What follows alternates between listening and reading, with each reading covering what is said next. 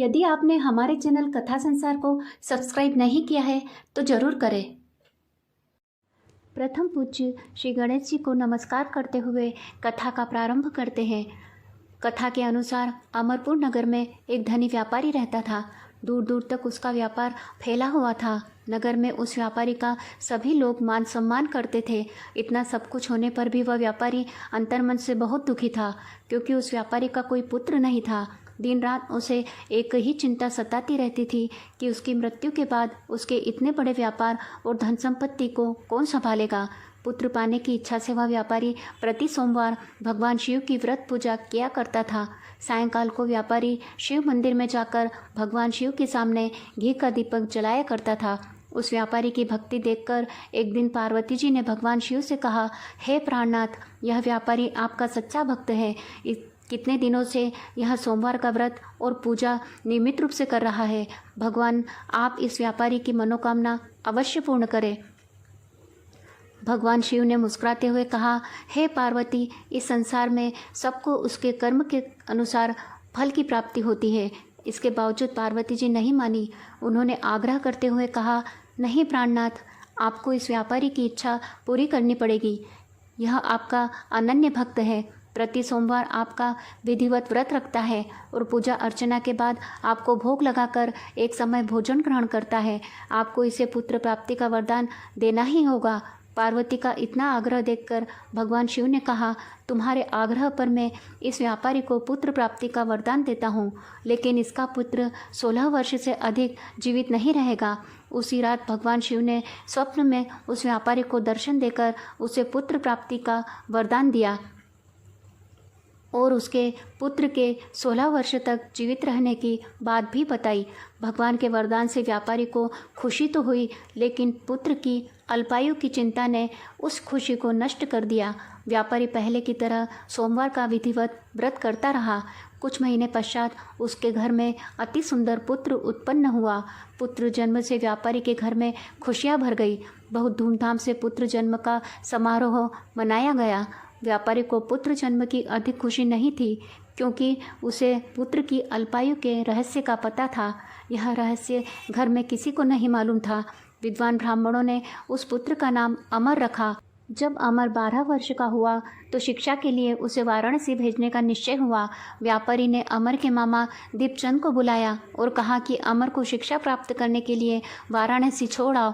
अमर अपने मामा के साथ शिक्षा प्राप्त करने के लिए चल दिया और रास्ते में वह जहाँ कहीं भी रात्रि विश्राम के लिए ठहरते थे वहीं यज्ञ करते और ब्राह्मणों को भोजन कराते थे। लंबी यात्रा के बाद अमर और दीपचंद एक नगर में पहुँचे। उस नगर के राजा की कन्या के विवाह की खुशी में पूरे नगर को सजाया गया था।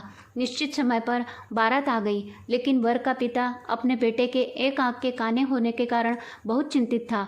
उसे इस बात का भय सता रहा था कि राजा को इस बात का पता चलने पर कहीं वह विवाह से इनकार न कर दे, इससे उसकी बदनामी होगी। वर के पिता ने अमर को देखा तो उसके मस्तिष्क में एक विचार आया। उसने सोचा, क्यों न इस लड़के को दुल्हा बनाकर राजकुमारी से विवाह करवा दूं। विवाह के बाद इसको धन देकर विदा कर दूंगा और राजकुमारी को अपने नगर में ले जाऊंगा। वर के पिता ने इसी संबंध में अमर और दीपचंद से बात की। दीपचंद ने धन के लालच में वर के पिता की बात स्वीकार कर ली। अमर को दूल्हे के वस्त्र पहनाकर राजकुमारी चंद्रिका से विवाह करा दिया। राजा ने बहुत सा धन देकर राजकुमारी को विदा किया। अमर जब लौट रहा था तो सच नहीं छुपा सका और उसने राजकुमारी की ओढ़नी पर लिख दिया, राजकुमारी चंद्रिका, तुम्हारा विवाह तो मेरे साथ हुआ था। मैं तो वाराणसी में शिक्षा प्राप्त करने जा रहा हूँ। अब तुम्हें जिस युवक की पत्नी बनना पड़ेगा वह कान्हा है। जब राजकुमारी ने अपनी ओढ़नी पर लिखा हुआ पढ़ा तो उसने कान्हे लड़के के साथ जाने से इनकार कर दिया। राजा ने सब बातें जानकर राजकुमारी को महल में ही रख लिया। उधर अमर अपने मामा दीपचंद के साथ वाराणसी पहुंच गया। अमर ने गुरुकुल में पढ़ना शुरू कर दिया। जब अमर की आयु 16 वर्ष की पूरी हुई तो उसने एक यज्ञ किया। यज्ञ की समाप्ति पर ब्राह्मणों को भोजन कराया और खूब अन्न वस्त्र दान किए। रात को अमर अपने शयन कक्ष में सो गया। शिव के वरदान के अनुसार शयनावस्था में ही अमर के प्राण पखेरु उड़ गए। सूर्योदय पर मामा अमर को मृत देखकर रोने पिटने लगा। आसपास के लोग भी एकत्रित होकर दुख प्रकट करने लगे। मामा के रोने और विलाप करने के स्वर समीप से गुजरते हुए भगवान शिव और माता पार्वती ने भी सुने। पार्वती जी ने भगवान से कहा, प्राणनाथ, मुझसे इसके रोने के स्वर सहन नहीं हो रहे हैं, आप इस व्यक्ति के कष्ट अवश्य दूर करें। भगवान शिव ने पार्वती के साथ अदृश्य रूप में समीप जाकर अमर को देखा तो पार्वती जी से बोले, पार्वती, यह तो उसी व्यापारी का पुत्र है। मैंने इसे 16 वर्ष की आयु का वरदान दिया था, इसकी आयु तो पूरी हो गई।